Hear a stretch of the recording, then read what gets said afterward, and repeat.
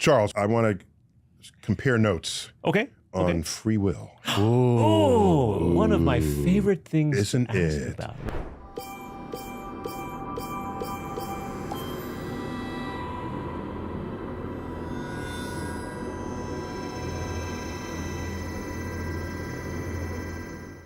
Here's my take. It is true that at some level of resolution that we can observe, causality is absolutely true. Given these initial conditions, this is what will happen afterwards. That's the physicist in you That's the speaking. physicist in you speaking. Exactly. So if you take it to its logical conclusion, then there is no free will because everything is predetermined by things that Everything has an antecedent. whether you know it or not, something is causing it to happen. Something precipitated the thing That's that right. caused the thing That's that right. made It's that always happen. going to happen. But there is also stochastic uncertainty in the universe. It's built in. There's randomness, there's unpredictability. Yeah. And so you have to ask, I think, if you're a physicist, what level of chaos actually affects you to the extent that you could actually make an instantaneous decision based on other stuff that's not necessarily in your past experiences or what you have just seen in your current environment. Right? But wouldn't all those past experiences and your current environment, despite the fact that if you're introducing an element of chaos so that you've never experienced this ever before, your experiences that you have had would then inform your decision about the thing that you've never experienced. Your inform is the word. Oh. Is it Rather inform than or dictate? predicate. Right. Right. Oh. Or require. Right. That's the thing there. Oh. Yeah. Let's say you're in a room with a whole bunch of audience members. You tell a joke. Right. It falls flat. In that moment, you have many things you could do to turn it into a laugh point. True. Right? You hear silence and you'd be like, oh, that was good. And then everyone laughs. Or, so you make some Or sort is of this comment. mic on? You know, Yeah, that's right. the old one. Right. What do you do? Do you have the freedom to choose one of several choices that you had designed from your past, that you prepared to deal with that eventuality? Or is the choice made for you already? But if he was less experienced, he might not dig out of that hole Yes. as effectively or efficiently. Exactly. But if you've been in 100 cases where you had a joke bomb, Right. you have data on how to pull out of it. Exactly. So statistically, you have a chance of getting people And it to smile. happens instantaneously. Right, You in don't the even moment. realize that it's happening. It's in the you know? moment. So it's But in the yeah. moment. Right. Did you have free will to not? See, that's right.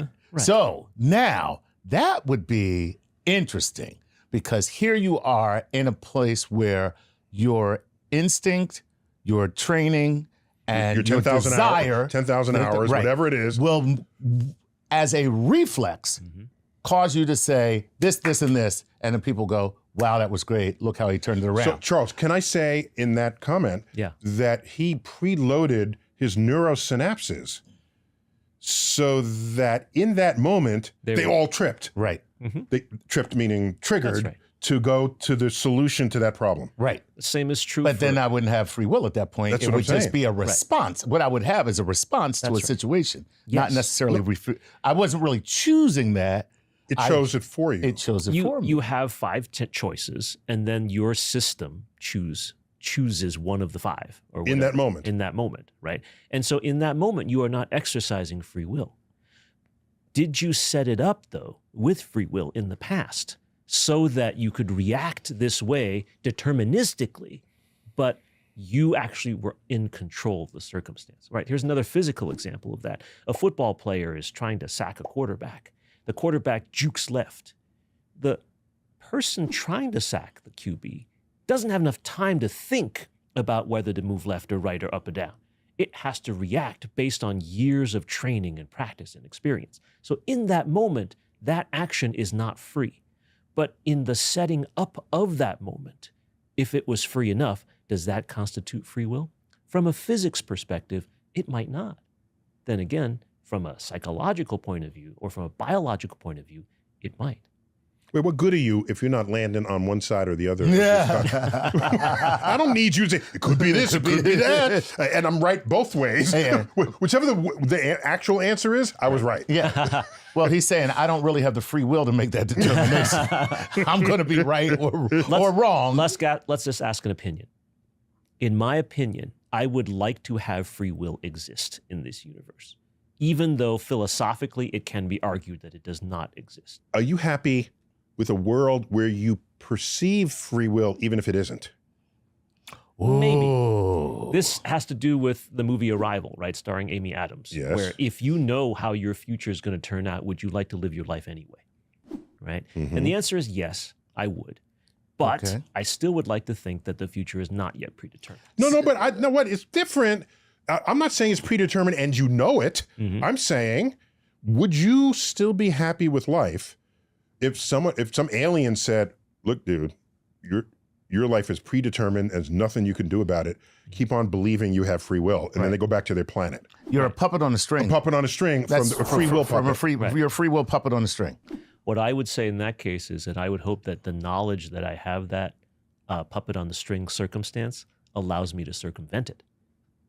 I can find a way. If it's fate, right? You've seen so many Greek mythology stories where you try to avoid the fate of whatever the gods have destined for you. And the act of avoiding it makes it happen. Like Oedipus, for example. Oedipus right. would be the most famous egregious example. Yes. Sorry. So the bottom line is, yes, I would still be satisfied with trying to do something different, because even the illusion of trying to do something different is in itself a form of free will. Physics-wise, though, it's not. That's the challenge. Yeah. Right? Yeah. So Neil, if you had to right now decide that free will does exist or doesn't exist, what would you prefer? My thinking over the recent years, because I didn't used to think about this at all, my thinking over recent years is leaning towards the absence of free will for practically everything we think and do in our lives. And I base that on the fact that over time, things that we have done as people in our species, at one time was, you are totally to blame for that, or just something you did, or something we've learned, no, this person is more susceptible than you are to addiction. Right. There's a biochemistry there. This person cannot just be made the life of the party because they're on the autism spectrum. They don't control that in the way you might think they should, just because you're the life of the party. As you add up all of these things, let's go back to epilepsy, where before that was even a word, you were occupied by the devil. Did you do something bad? Or, well, you knew it was not, everyone knew you were not in control of it, but today, no one is saying, did you have the free will to not have an epileptic seizure? Of course not. Do you have the free will to not be depressed?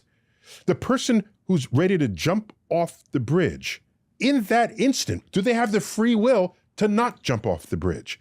I don't think so. And the more I add up and explore the human condition, I'm forced to conclude that the direction we are headed is that we are all products of an absence of free will.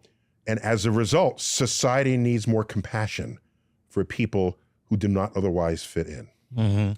See, I have the exact opposite position in my own mind. I feel that it is because of the absence of free will that you see in most behavior, that it is that 1% of free will activity that moves us in the right direction, bends us toward compassion, takes the arc of history toward justice.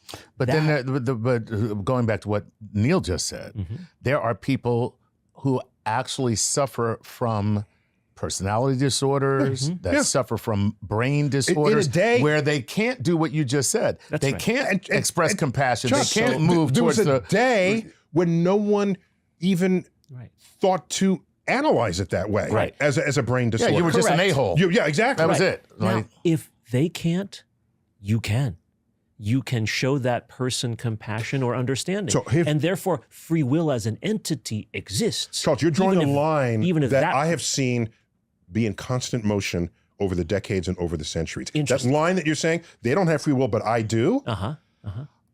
I don't know that I can... See, I have free will over some things and not over others. Someone can see me and say, that person needs help in this way and has the free will to help me.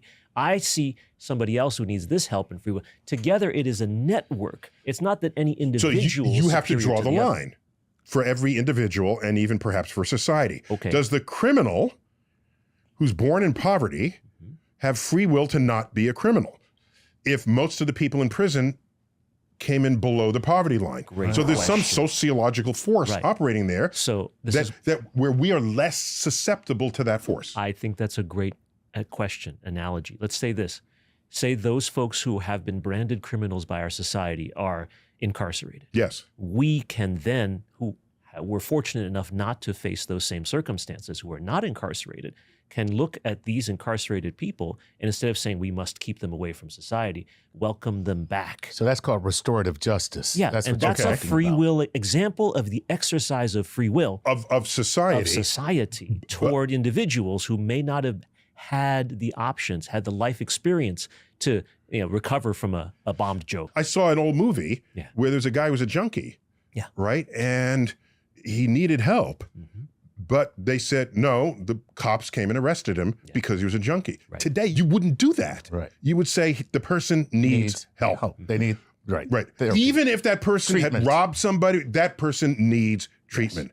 And the people who cannot shake whatever it is that afflicts them tells me that free will cannot be as free as we think it is. Do you remember the shooter in the University of Texas at Austin? I remember that one. Okay? Yeah. There's a movie they made out of it called The Tower, Yeah. where he left a note saying, I just want to kill people. Something must be wrong with my brain.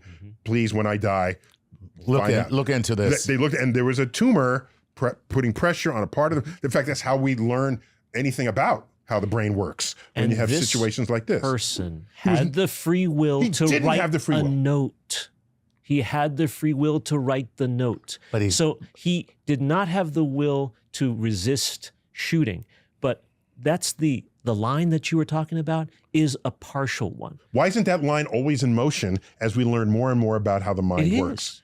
It is. Okay, so then maybe it's a line of convenience today, but tomorrow we're going to find out, oh my gosh, that person has no real free control over their behavior, over their personality, over their tendencies, over their treatment of others. It's not a line of convenience. It is, in your words, a perimeter of ignorance. When Newton said we couldn't explain certain things, Right. God must have done it. Of course. That's a God of the gaps. Of course. That delineates what we don't know. The line you describe, I hope, is in fact that perimeter of ignorance which we slowly are moving toward and moving so that we do understand what the true nature of free will is. So this is where people will push back.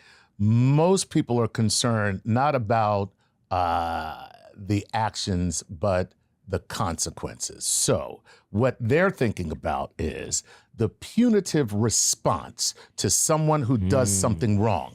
And is a punitive response a deterrent for somebody doing something wrong or doing something wrong in the future? Especially if they don't have the free will. Right. So there's the other side of this entire analysis is how does society interact with people who are being brought into the circle day by day. We're learning what we have control over and what we don't, biophysiologically, intellectually, emotionally. Yes. Why do people need anxiety meds?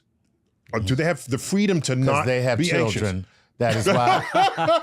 That is why I'm telling you, I'm taking them every day, and I got 3 reasons that I take them every day. Some kids need them because they have parents. No! I'm just saying. Very nice, very nice. Okay, so Charles, if we're going to exit this conversation, if we find a point of agreement, it's that this perimeter of ignorance, we recognize inside the perimeter there are forces operating against free will. Yes. Our physiology, our neurochemistry, and physics. Yes.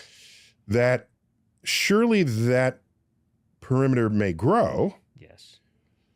But it's possible that there's a limit to how far it will grow. Yes. Beyond which we have to admit the existence of free will. Yes. Okay, I'll give you that. There Very nice. we are. That's a great job. It doesn't have to be absolute in one direction or another. It's a bit more fluid. Okay. I'm okay All with right. that. There is uncertainty in the universe. I embrace it. I'll tell you this much. I've been married for 20 plus years. I do not have free will. On that note, Chuck and Charles, thanks for helping us with this explainer. Awesome. On the perspectives, let's call it, but emergent perspectives on free will. Neil deGrasse Tyson for StarTalk, yet another explainer in the universe. Keep looking up.